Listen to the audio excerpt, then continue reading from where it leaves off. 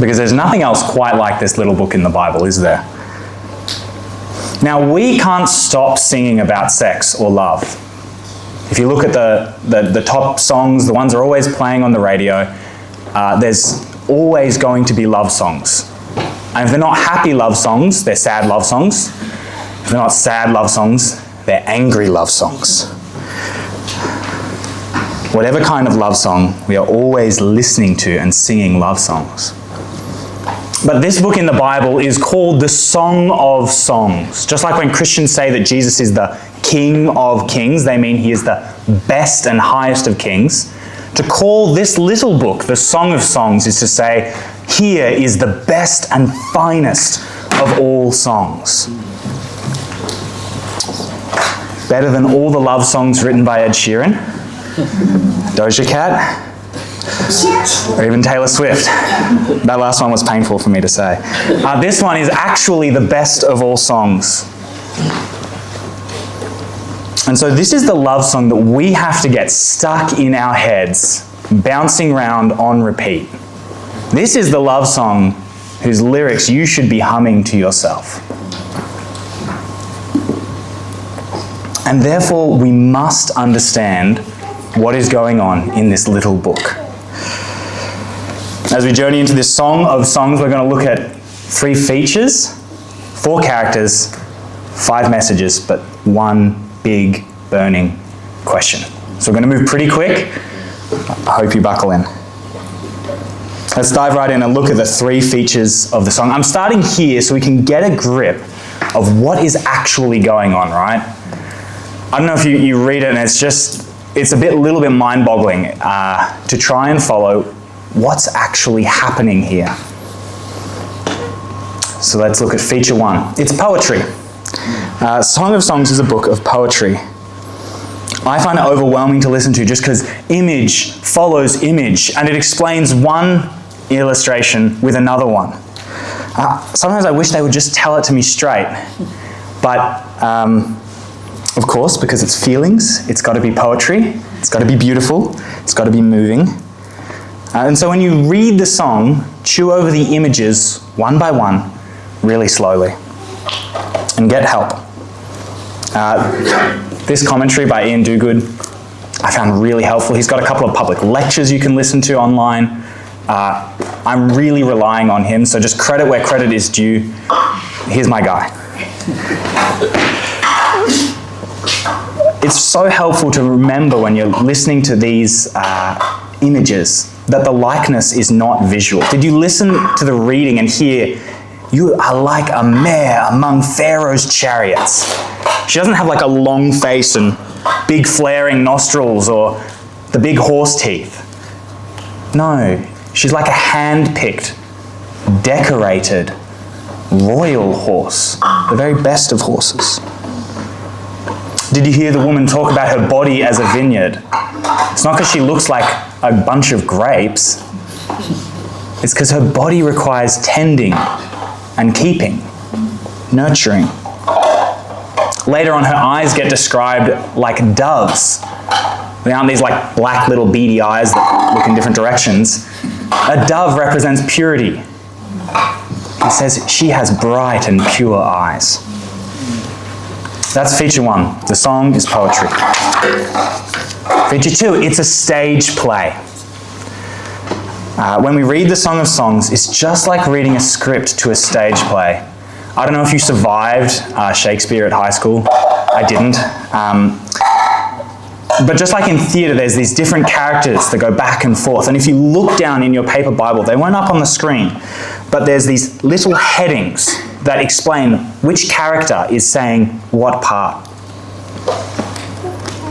There's the male lover and the female lover. They're the soloists in this musical production. They might be titled as she or beloved in your Bible. The male character is he or lover. And then there's this group of others or friends who appear. They're the choir on the side. They're the backup singers. And so when you read the song, you can trace the discussion that the different characters are having back and forth. In verse 6 of our reading, the woman says, "Do not look at me, I have been darkened by the sun." I've been forced to work outdoors and I've got an ugly tan. Now, beauty standards were a bit different back then, right? But she's airing her fear, right? I feel ugly. And the man responds, insisting, no, you are beautiful. So just follow the back and forth. That's how you'll trace the drama, because the song is like a stage play. That's feature 2. Feature 3, idealism. The Song of Songs presents an intense and like perfect relationship as the ideal relationship. Not because that's the author's own experience, not because it's the norm, but because it shows us how relationships are supposed to be. The man and the woman are this ideal man and woman. They become royalized. She is like one of Pharaoh's horses. He is like a king. They use all this royal imagery to describe them. And their setting is always in a garden. If you look a little bit further down in chapter 1, she says, how handsome are you, my beloved? Oh, how charming. Our bed is verdant or green. And he replies, the beams of our house are cedars. Our rafters are firs. Their setting is a garden. Their bed is the green grass and the roof is the canopy of the trees. They meet and celebrate their love in a garden. You'll keep running into that image all through the book. This king and queen who meet as lovers in a garden are an echo of Eden. Adam and Eve ruling over all creation in an unbroken relationship as man and wife. Adam and Eve who were naked and not ashamed. It's important to recognize that the song presents us with an ideal because no one who reads this book walks away thinking that their romantic and sexual life is as good or better than the one we read about here.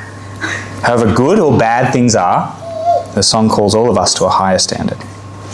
That's feature 3. The song presents an ideal. So as long as we keep those 3 features in our minds, I think we'll be able to navigate through the twists and turns of this song. The song is poetry, it's a stage play, it's an ideal. Let's go a little bit deeper and get to meet the 4 characters of the song. We're going to work from the character who's most in the fringe. He's sort of lurking in the curtains, to the one who takes center stage, gets all the time in the spotlight. Character 1, Solomon. King Solomon was the son of the great King David. He rules over Israel in Jerusalem, and he's well known for 3 things. Solomon built the temple, he was exceptionally wise, and his downfall, he had 700 wives and 300 concubines, and they led his heart astray after foreign gods. His 700 wives, these are political marriages. It's about power, not love. 300 concubines, that's just for fun. You know, if Solomon spends one day with one of his 1,000 women, it'll be 3.5 years before he sees her again. His practice of sex and marriage has nothing to do with human connection, nothing to do with intimacy, nothing to do with love. It's all about power and consumption. He gets the benefits, but his wives and concubines do not have a husband who loves them. Solomon lurks in the shadows of the song. It's dedicated to him at the start. He appears in the wedding scene in the middle, and actually he gets critiqued at the end. Some who read the song think that Solomon is the male lover. Others picture him as this kind of villain taking this woman away from her shepherd lover with a strange kind of love triangle. But I don't think either of those things are going on. But he's deliberately associated with this book. Why? The wisest king of Israel, the teacher of Israel, has modeled a most foolish and most wicked approach to sex and marriage. And this book actually exists to critique that. That's our first character, Solomon. The second character, the friends. Now these backup singers or choir represent the community that surrounds any romantic relationship. They're like friends who watch on and give advice in the early days. They're like family who set the expectations, the dowry price. They're like guests at the wedding who join in celebrating the love of the couple. In the song, the friends are mostly on the sidelines, celebrating and cheering on the couple. In the reading, we heard their voice. They said, "We rejoice and delight in you. We will praise your love more than wine." If they were Melburnians, we will praise your love more than coffee. But later in the song, there's this tension that appears between the lovers and their friends. In one instance, the lady is searching for a lover and she asks her community for help. And they ask her, "Who is your beloved? Who's this guy? He's nothing much. Why is he worth looking for?" They're reluctant. But at that moment, the tension between her and her friends actually is the opportunity for her love, for her man to shine through. She says, "He is radiant and ruddy, distinguished among 10,000. I could pick him in a crowd of 10,000 people. He stands out that much to me." At the end of the book, the friends or family are being overprotective. They say, "We have a sister and she is not ready for love. Her breasts are not yet grown." And she's kind of peed off, right? Her response, "I am ready. My breasts are like towers. I'm not going to let you tell me what to do." This community of friends are needed in this love story. They play an essential role, but there comes a point where they just have to get out of the way. Because the man and woman's love for one another is fierce. That's our second character, the friends. Character 3, the male lover. We meet him in the first chapter as the kind of lover who can meet her insecurities with affirmation. In the second chapter, he's this lover who comes bounding over mountains with superhuman strength. He overcomes obstacles to be with her. He delights in his bride. Later, he praises her beauty from head to toe. And then when he's done, he praises her again from toe back to head. And he likens her to a palm tree. Listen to his noble ambition. "Your stature is like that of the palm, and your breasts are like clusters of fruit. I said, I will climb the palm tree, and I will take hold of its fruit." This guy is enthralled with this woman. He wants to touch and to hold her, because she makes his heart race. And listen to the way that she describes him. "He is altogether lovely." She says, "My beloved is radiant and ruddy, outstanding among 10,000. His head is the purest gold. His hair is wavy and black as a raven. His eyes are like doves by the water streams, washed in milk, mounted with jewels. His cheeks are like beds of spice, yielding perfume. His lips are like lilies, dripping with myrrh. His arms are rods of gold, set with topaz. His body is polished ivory, decorated with lapis lazuli. His legs are pillars of marble, set on bases of pure gold. His appearance is like Lebanon, choice as its cedars. His mouth is sweetness itself, and he is altogether lovely." That's character 3, the male lover. That leaves us character 4, the female lover. She is actually the main character of the song. She ends up with more of the spotlight than her male counterpart. The song elevates her voice and her desires.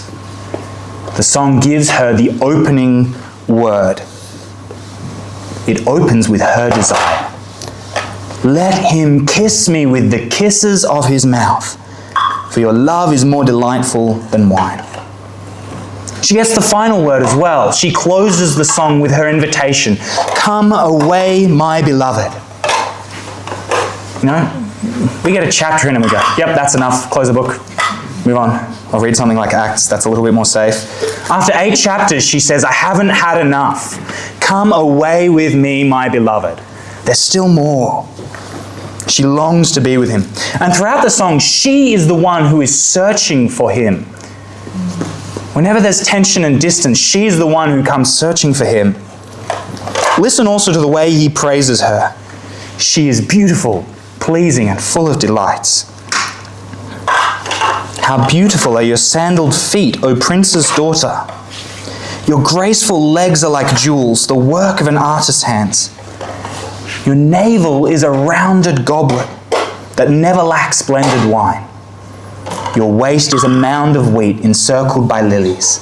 Your breasts are like two fawns, like the twin fawns of a gazelle. Your neck is an ivory tower. Your eyes are like pools of Heshbon by the gate of Bath Rabbim.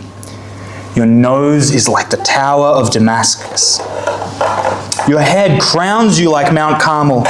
Your hair is a royal tapestry. The king is held captive by its tresses. How beautiful you are, and how pleasing, my love, with all your delights. That's character 4, the female lover. So let's just pause for a moment here. That was your roller coaster introduction to the 3 features and 4 characters of the Song of Songs. I'm going to ask you all to stand up, take a big breath, stand up, come on, you can do it. Get the oxygen going into your brain. Oh, sorry to make you put away all your tables. Get the oxygen flowing, avoid eye contact because that's really awkward. And you can sit back down, buckle back in. I might have put you to sleep before, but this is where you really do need to lock in, because this is where the song comes out swinging, right? We're going to listen to the 5 central messages of the song. What does the song teach us? The 5 messages of the song. Message 1. Sexual desire is a good gift. Jesus holds up such a high standard of what sexual purity looks like that Christians can sometimes come to this place where we see all our sexual desires as lust and temptation. We forget that sexual sin is a corruption and abuse of a good thing. Friends, godly sexuality is not non-sexuality. Jesus didn't die to rescue us from the way that God made us, but to restore us to God's good purpose for our humanity, including our sexuality. And the Song of Songs is a book that drips with desire, both fulfilled and unfulfilled, both before and after the wedding scene. Sexual desire is not this switch that turns on the day you get married. It's something that grows as the relationship grows. The song refuses to reduce sex to baby making or fulfilling an animal desire. It is not like eating food. You don't need it to live. Instead, sexual desire is a longing for pleasure and delight together with a lover. A longing to grow in intimacy and know someone really deeply. And it's a hunger for connection. It's a hunger for connection. And so I say this to all of you. You're actually allowed to long for a lover's kisses and caresses. You're allowed to want to be known and cherished, naked and not ashamed. You're allowed to long for someone to have and to hold. Because from start to finish, the song celebrates the goodness of sexual desire. That's message 1. Sexual desire is a good gift. Message 2. Sexual relations are for marriage. The song progresses through 6 scenes in the book. In the first couple, the lovers are actually not yet married, and then we arrive at this grandiose royal wedding of Solomonic proportions. But after that wedding scene, they come together with unrestrained delight. Oh, it's raining fast. In chapter 4, the male lover calls her my bride in about every second verse. And the friends, after this is the tail side of the wedding, the friends say to this man and woman, eat, friends, and drink. Take your fill of love. At that point, she says, now is the time. Come enjoy the garden of delights that is my body. And he says, yes. They are being cheered on to really sexually enjoy one another. And if you're married today and you hear the song, it actually urges you to enjoy your spouse. And if that feels impossible, don't be resigned to that. Dig under the surface. What keeps us from connecting emotionally and sexually? Ask that question. How would I need to change so that our relationship can thrive and actually be a fountain of life in this marriage? There you go. If you're married, car conversation on the way home, go for it. But you want to have that conversation because sex serves marriage and not the other way around. And for all the unmarried onlookers, the song warns the daughters of Jerusalem, right? If you've read it, you might remember the repeated refrain. Do not arouse or awaken love until it so desires. If you're unmarried, direct your desires. Don't be reckless with them. Don't be constantly fanning them into flames when marriage is out of sight and out of reach. Acknowledge your desires. They are a good gift. And also lead them, so that they might find an expression in a good way. That's message 2. Sexual relations are for marriage. Message 3. Good sex is mutually pleasurable and desirable.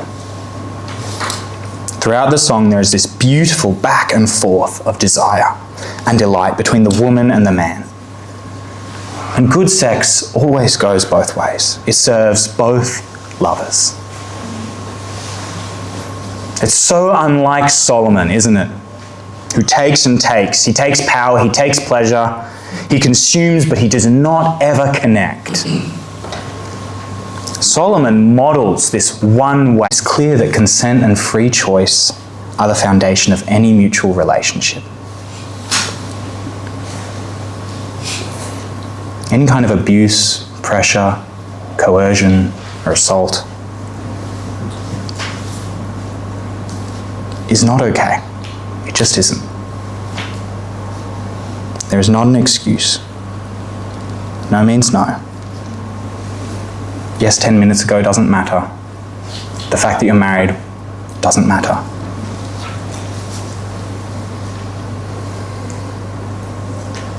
For mutuality to thrive, you actually need to always be able to say no, stop, and for that to be heard and respected. Friends, if you have suffered any form of abuse or harm, you are suffering it, or you're just not sure, but something feels off, please know that you are not at fault. Please talk to a friend you can really trust. Please speak to someone. Be heard. I really wish I didn't have to say it, but Solomon's pattern of sex is everywhere, right? One-way sex. And we actually as a church, together we uphold God's good design by resisting that model and the harm that it causes. We resist it from influencing our desires. We resist it from finding its place in our community. We resist it from playing out in our relationships. Because the picture of the song really is beautiful. It's actually worth contending for against all of that. It's beautiful and mutual. Her voice sings first and then his replies. Her desires have room alongside his. She enjoys him and can praise him from head to toe, just as he can to her. That's message 3. Good sex is always mutually desirable and pleasurable. Message 4. Love is worth pursuing, though often unfulfilled. Near the end of the song, love is described as being as strong as death, that many waters cannot quench love, and that if a man gave all the wealth of his house for love, he would be scorned. Love's strength and value are immense, immeasurable, and so love is really worth pursuing, even when it comes at great cost. If you read through the book of Songs, there's these 2 strange dream scenes that appear, one before, one after the wedding, where the woman is asleep, but she's dreaming that her lover is gone. And she has to go looking for him in the dangerous streets of Jerusalem at night. And she risks herself, she risks her safety to go in search of him in those dreams. In the first chapter, what we heard read today, she's going out looking for her lover among many shepherds. But she doesn't know where he is, so she cries out, "Tell me," did you hear this? "Tell me, you whom I love, where you graze your flock, and where you rest your sheep at midday. Why should I be like a veiled woman beside the flocks of your friends?" She doesn't want to look like a veiled woman, that is a prostitute, looking for work, wandering amongst all the shepherds out in the fields.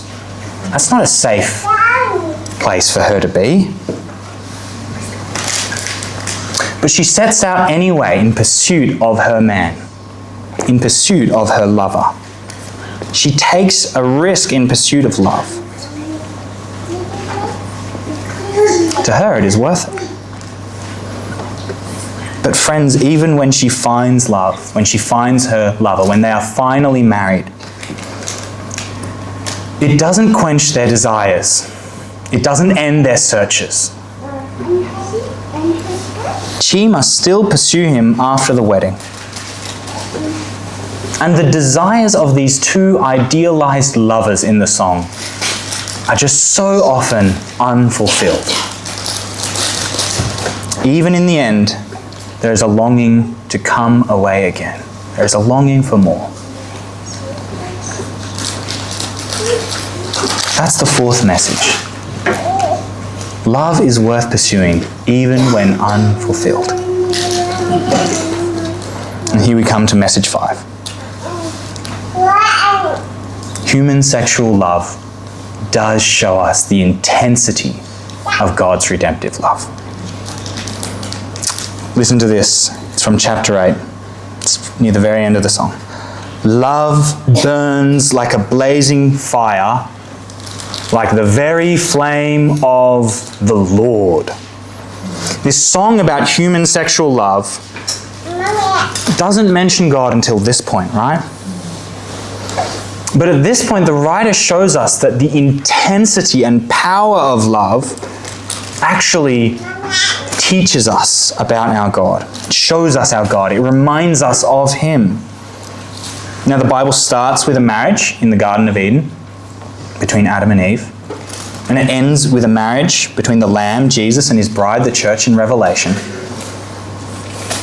And in the new creation, there simply won't be any human marriages, right? Because there is only one marriage in eternity.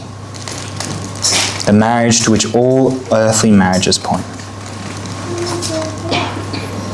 Friends, Jesus is a fierce lover of his people.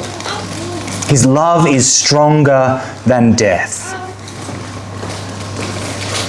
It's the power of love that leads him to suffer death and rise again victorious.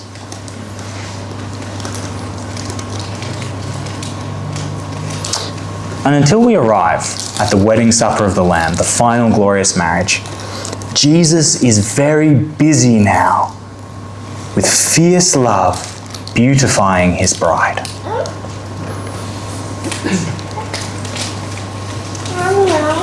Jesus' bride doesn't have any bridesmaids. She's the one bride that will have her makeup put on by the groom. And so, friends, when the Song of Songs actually exposes our sexual sins and failings, it is because Christ loves us fiercely. He doesn't expose anything he is not willing to forgive. He's already paid for it all at the cross. He stands ready to forgive and heal. And as he exposes us, he washes us with the water of the word so that we will be a radiant church, spotless and without blemish, a beautiful bride.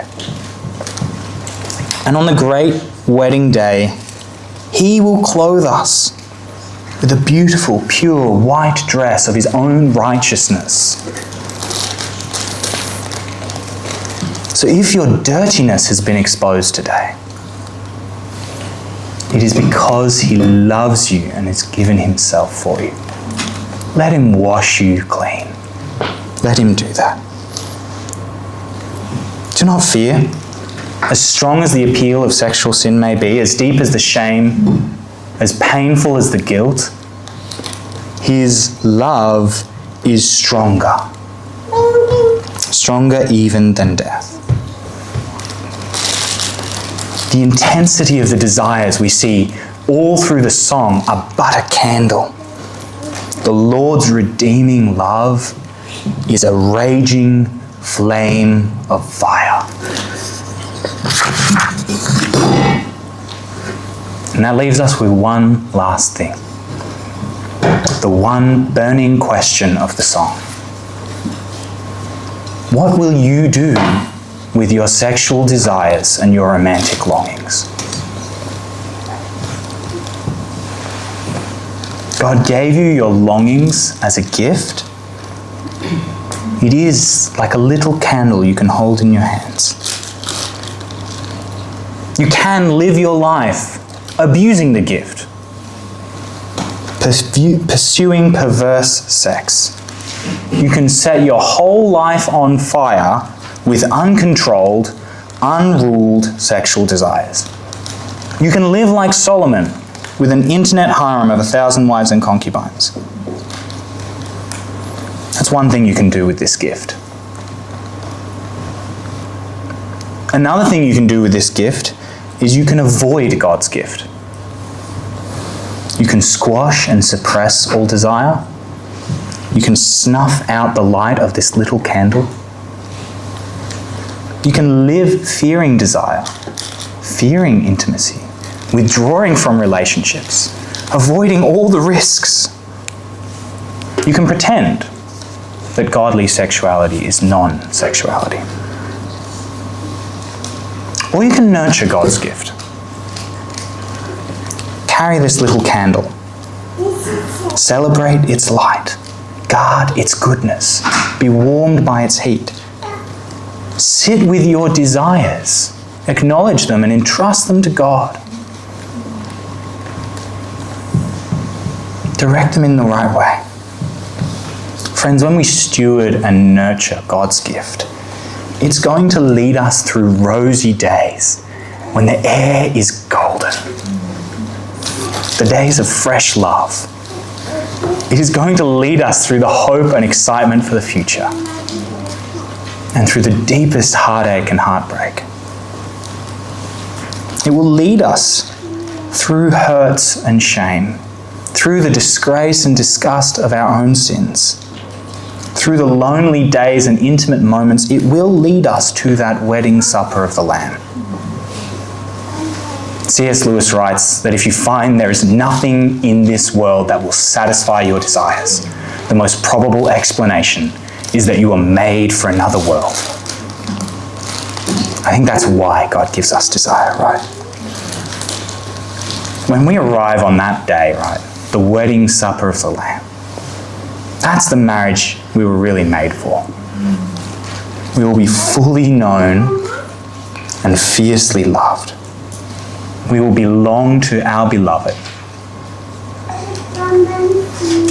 And our beloved will be ours forevermore.